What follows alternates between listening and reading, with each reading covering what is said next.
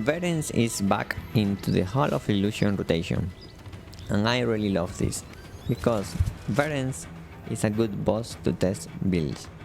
Why? Because you don't need to do any mechanic, you just tank everything, and the only important thing for, let's say, for having accurate metrics is to block the fear attack, because if you fail to block that in that particular test, you are going to have 3, 4, 5 more seconds while you are fear. So that's about it, you just tank everything and block the fear. And what I'm going to test today, I'm going to test this. I posted this video 12 days ago, comparing the Sacred Spectral versus Void Spectral. Theory says that the numbers said that Void will be better. In fact, I remember to add some examples to ChatGPT over here, and eventually it led to the same conclusion, that Void was better, okay? But when I tested in game, I didn't have the Sacred Boots. I had to use a different combination for having this Spectral Sacred. But now I got the boots, so let's compare them in game. Not numbers, not theory crafting, but just comparing in game. Notice there is going to be a slightly small difference, and is that my Sacred Pants are not traded. It doesn't have buff duration. My Void Pants have 1.5 buff duration. It's irrelevant, okay? This is nothing to worry about. I have more buff duration in the armor, okay, but that's what it is, because the Void has buff duration and the Spectral has the buff duration. So that's what it is. One of the benefits of using the Void set is that you have double buff duration, because the armor and the pants both have buff duration. So basically what I'm going to do is kill Verence 3 times with this build, kill Verence 3 times with the Void and Spectral build, and I will just add to the video the best time of each build, okay? And let's compare the numbers.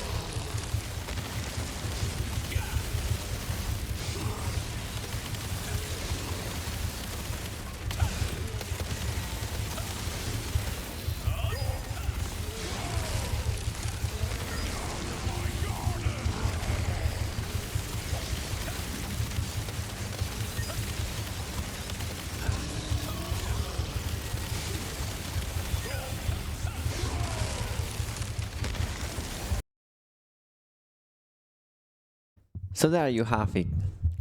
Spectral Sacred was better. It was the best time was 1 minute and 15 seconds. So we can take two takeaways from this. First, theory is great, but practice is better. So always when we can, we should test things in game, not in quest log, not trying to run some numbers, but actually testing in game. And secondly, I wanted to show this. This was a run I did 3 weeks ago.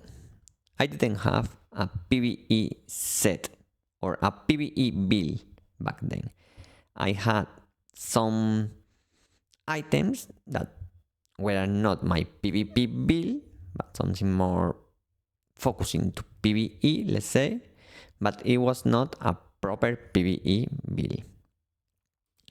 Check this out, okay? So this started at the 3 seconds, okay? And it's dead by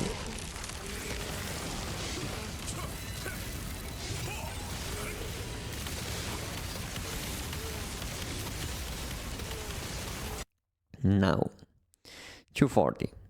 So it took me 2 minutes and 37 seconds to kill Berens 3 weeks ago. Now 1 minute and 15 seconds. Why? Because now I have a PvE build, which is not even maximized as I showed. I need still to add the buff duration trait to the pants, for example. So here you can see the difference, okay? It's double the time. I mean, 3 weeks ago, it took me double the time that it took me today to do this test. So yes, if you are wondering whether you need a PvE set for PvE content, yes, you do. As long as you want to compete on world bosses, you want to increase your chances to getting loot, and to participate in raids. It's significant when you are in a party with someone without PvE gear. It doesn't matter the class.